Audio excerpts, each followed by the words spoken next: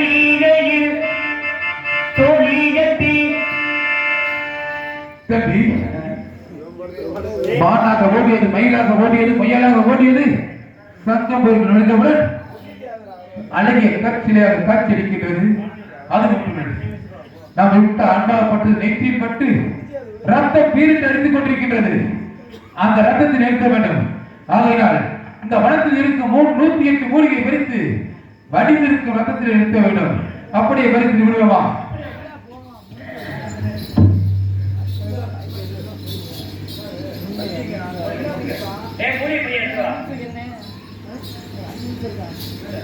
தம்பி இந்த 108 மூலிகை விட்டவுடன் சாறு விழுந்து விட்டவுடன் ரத்தம் நின்று விட்டது.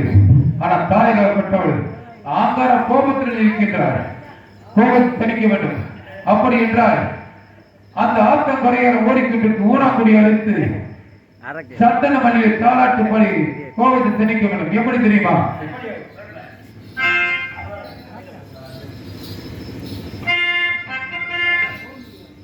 அன்பான தாய்மார்களே, அந்த தாய்க்கு தாளாட்டு போடப்படுகின்றோம். ஆகையினால் இங்கு அமர்ந்திருக்கும் பெண்களெல்லாம் கைதட்டுங்கள், கைதட்டி குலகப்படுகிறோம். சந்தன மல்லிகையில் தூளி கட்டி போட்டு நீ கண்முறக்கும்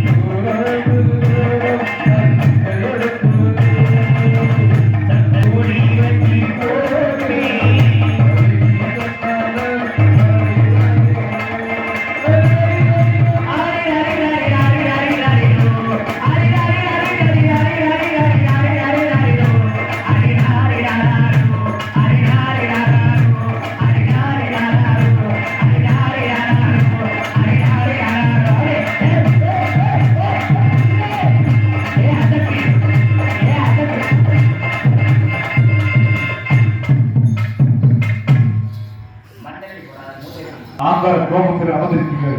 தாங்கள் ஏனென்று கூறுங்கள் தாயே. மகனே, என்னை யாரென்று உங்களுக்கு புரியவில்லையா?